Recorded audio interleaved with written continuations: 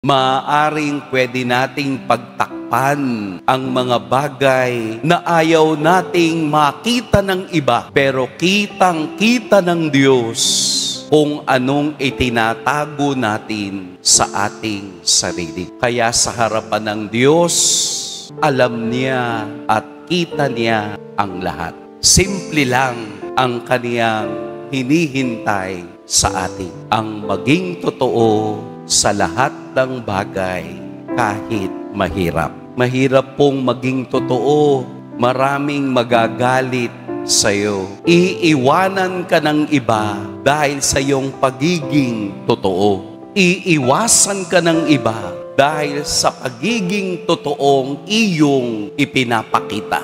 Pero whatever the truth has come, kailangan nating yakapin sapagkat si Kristo ay katotohanan. Walang pwedeng magtakip kahit na ang kayamanan patuloy na ninanakaw. Pangsamantala, pero ang katotohanan ay hanggang sa kabilang buhay. Pagsusumikapan natin, gagawin nating ang makita ay lebadura ng kabutihan. Amen. Pagpalain tayo ng poong may kapal.